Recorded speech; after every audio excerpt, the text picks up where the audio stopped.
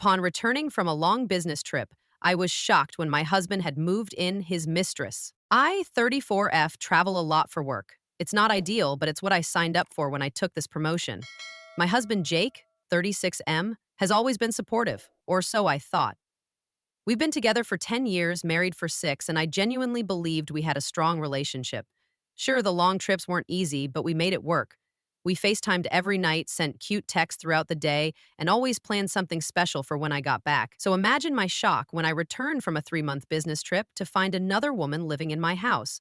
I had taken a red-eye flight home, exhausted but excited to surprise Jake. I had told him I'd be home on Friday, but I managed to wrap things up early and got in Wednesday night instead. The thought of crawling into my own bed after months of stiff hotel mattresses was the only thing keeping me going. I even smiled to myself, imagining Jake's surprised and hopefully excited face when he saw me.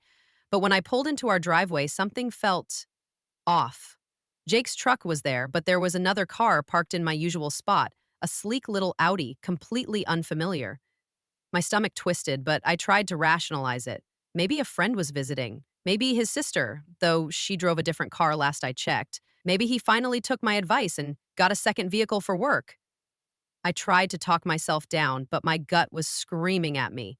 I grabbed my suitcase, unlocked the front door, and stepped inside. The smell hit me first. Vanilla. A sickly, sweet perfume I didn't own. That was my first real clue that something was seriously wrong. Then, I noticed the shoes by the door. Heels. Red, strappy, and definitely not mine. Still, I held on to hope like an idiot. I walked into the living room, and there she was. A woman, mid-20s long blonde hair, sitting comfortably on my couch. My couch. She was wearing one of Jake's old t-shirts, legs tucked under her like she belonged there. She barely glanced up from her phone when she saw me. "Oh," she said, like I was the intruder. I think I stood there for a full 10 seconds, trying to process what I was seeing. My brain simply refused to accept it. "Who the hell are you?" I finally managed to ask, my voice eerily calm. She blinked at me, then had the audacity to frown. Who are you?" Before I could respond, Jake came strolling out of the kitchen wearing nothing but sweatpants, eating a bowl of cereal like he didn't have a care in the world. When he saw me, he froze, and that's when I knew. The guilt, the panic, the sheer oh shit look on his face. It confirmed everything. I dropped my suitcase right there in the doorway. "Jake," I said slowly, my voice shaking with anger. "Who the hell is this?" His mouth opened and closed like a fish. Then, after an agonizingly long pause, he said, Babe, you're back early." Not an answer. I turned to the woman, who was now looking more uncomfortable but still hadn't moved. "Again, who are you?" She hesitated, then shrugged. "I'm Lisa." Lisa? I didn't know a Lisa. And the fact that she wasn't scrambling to explain herself told me exactly what I needed to know. She was comfortable here, settled. She had been here long enough to act like she belonged. I turned back to Jake. "Tell me this isn't what it looks like." He sighed heavily, rubbing his face. "Look, let's just sit down and talk." I laughed, actually laughed, not out of amusement, but because the sheer absurdity of the situation was so mind-numbing that laughter was the only thing keeping me from screaming. "There's nothing to talk about," I snapped. "You're cheating on me, in our house, while I was working my ass off for us." Jake had the nerve to look exasperated. "It's not that simple." Lisa, bless her delusional little heart, finally decided to contribute. "Look, I didn't know you were still in the picture," she said, crossing her arms. "Jake told me you guys were over." I whipped my head toward Jake. "Still in the picture? What the actual does that mean?" Jake groaned, setting down his cereal like he was the one with a headache. "I was going to tell you when." "When?" I practically shouted. "When were you planning on telling me you moved your side piece into our home?" "When I walked in on you two in our bed?" Lisa had the nerve to roll her eyes. "I didn't know this was still your home." That's when I lost it. I turned on my heel, stormed upstairs, and sure enough, half my stuff was gone. My closet had been rearranged, my side of the bathroom counter wiped clean. My heart pounded as I checked drawer after drawer. Half empty. I went to the guest room. No sign of my things there either. It was like I had been erased. Jake followed me, hands up like I was some wild animal he needed to calm. "Look, let's just talk, all right? It's been complicated, and I didn't want you to find out like this." "Find out?" I spun around, nearly shoving him. "Jake, You didn't just cheat, you moved her in. You packed up my shit and replaced me. What part of that is complicated? He sighed, rubbing the back of his neck. I thought we were growing apart. I stared at him, stunned. You thought? My voice dropped to a deadly whisper. And instead of talking to me, you moved in some barely legal homewrecker and hoped I'd just. What? Not notice? Jake had the gall to look annoyed. Can you stop making a scene? I blinked. A scene? My hands trembled with rage. Oh, sweetheart, I haven't even started. Lisa appeared at the doorway looking smug. Maybe you should just leave. And that's when I knew. She thought she won. That was my breaking point. I took a deep breath, forcing a smile. You know what? You're right. Jake blinked. Wait, what? I grabbed my suitcase, walked back downstairs, and yanked my car keys off the hook. Before I left, I turned back and gave them both a long, hard look. Enjoy your new life, Jake. I hope she was worth it. Then I walked out the door. But let me tell you, I wasn't walking away in defeat. No, I was walking away to plan my revenge. And oh, it was going to be glorious. I went straight to Mia's house that night. She's my best friend, the kind of person who doesn't just listen, she plans. The moment I walked through her door, suitcase still in hand, she knew something was up. I told her everything, from Lisa lounging in my living room to the way Jake had already started erasing me from the house. The more I talked, the angrier she got. So what's the plan, she asked. Because that's the thing about Mia, she doesn't waste time on useless sympathy. She knew I didn't need to cry on her shoulder. I needed to burn everything to the ground. The first thing I did the next morning was call a lawyer. Not just any lawyer, the lawyer, the kind that makes divorce settlements look like crime scenes. I had been the breadwinner for years while Jake sat at home, playing house with my money. That meant I had every financial advantage going into this. The lawyer laid it out clearly. File first, serve him before he even sees it coming, and make sure the settlement leaves him with nothing. We'll need proof of the affair, she said. That part made me smile. Proof wouldn't be a problem. Since I handled all the finances, Jake hadn't even noticed that I could see every charge on our shared account. And oh, had he been spending. Dinners, hotel rooms, shopping sprees, none of it cheap. All of it paid for with my money. So, I did what any wronged wife would do. I drained the account.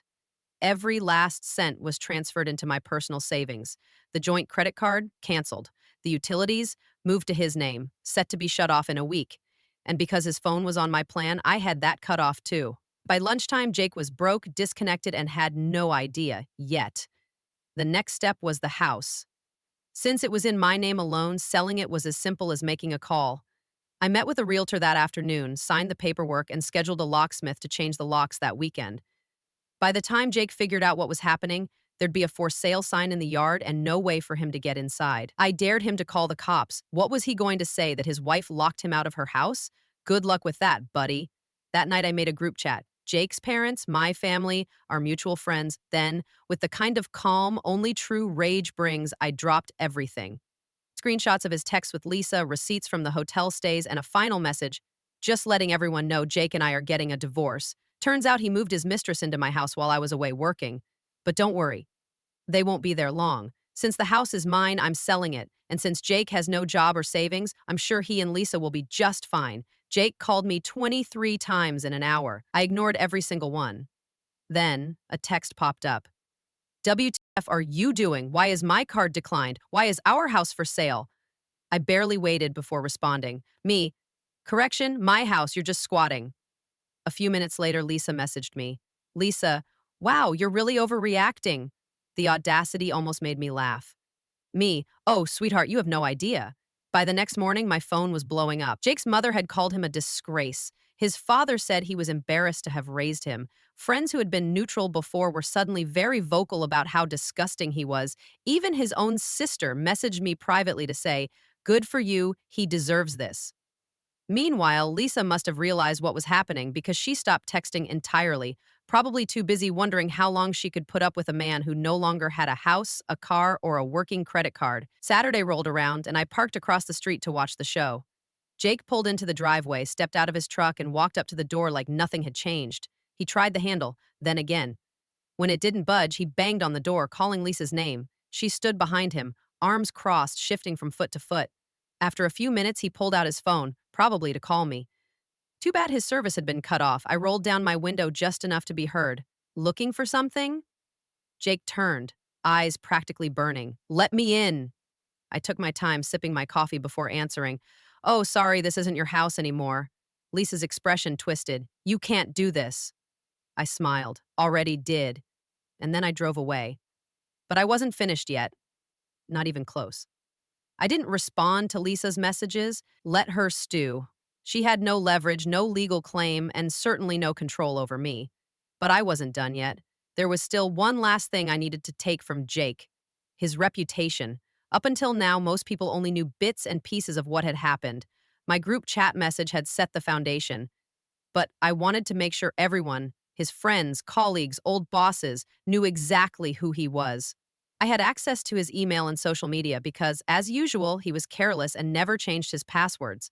It wasn't hard to find messages between him and Lisa where they openly mocked me for working so much, joked about how I'd never find out, and even made plans for how Jake could ease me into a divorce so he wouldn't lose too much in the process. So, I did what any reasonable person would do. I screenshotted everything. Then I sent them to everyone: his family, his closest friends, even his old boss, who he had been hoping to get a job from again. Just a simple message attached, just in case you ever wondered what kind of person Jake really is. And the fallout was immediate. Mia was the first to call me. Jake is losing it, she said, barely able to contain her amusement. He's telling everyone you're crazy and trying to ruin his life. I mean, he's not wrong, I said. By noon, Lisa had deleted all her social media accounts, and Jake's had been flooded with comments from friends and acquaintances tearing into him. His sister, who had already been on my side, went a step further and made her own post, calling him out for what he did. You deserve everything coming to you. Hope Lisa enjoys paying your bills since you have nothing left. Jake must have finally realized how bad things were getting because for the first time since this all started, he showed up at Mia's house. I saw his truck pull up through the window and Mia groaned. Oh, hell no, she muttered, already heading for the door. I stopped her. Let me handle it. When I stepped outside, Jake looked rough. His hair was a mess, he had dark circles under his eyes, and he was wearing the same clothes he had on 2 days ago. Can we talk? He asked. I leaned against the doorframe. You mean now? After you ignored me for months and only started caring when everything fell apart? Jake rubbed a hand over his face. I screwed up. I know I did. But you didn't have to do all this. The money, the house, my family. Oh, I didn't have to do this? My voice came out sharper than I intended, but I didn't care. Jake, you moved another woman into my house. You spent my money on her. You were literally planning how to divorce me while I was still trying to make our marriage work. And I'm the problem? His jaw tightened. I just wanted you to put your career second for once. You were never around. I shook my head. And instead of talking to me like an adult, you did this? And you expected to just get away with it? I don't know what I expected. He exhaled slowly. I thought Lisa would. I held up a hand. I don't care. I truly don't. Whatever you were hoping for, it clearly didn't work out. But that's not my problem. He looked like he wanted to argue, but there was nothing left to say. He knew it, and I knew it. Finally, he nodded, stepping back toward his truck. So, that's it? That's it, I confirmed. You got what you wanted, and now you get to live with it. He drove off, and for the first time in weeks, I felt free. But I wasn't done just yet. There was still one more thing left to do. I didn't hear from Jake after that, not directly at least, but I knew he was struggling. People kept feeding me updates, not that I even had to ask. It seemed like every day someone else had a story about how badly things were falling apart for him. First, Lisa left him. That part didn't surprise me at all. She had been in it for the comfort, the free house, the meals, the stability I had worked my ass off to provide.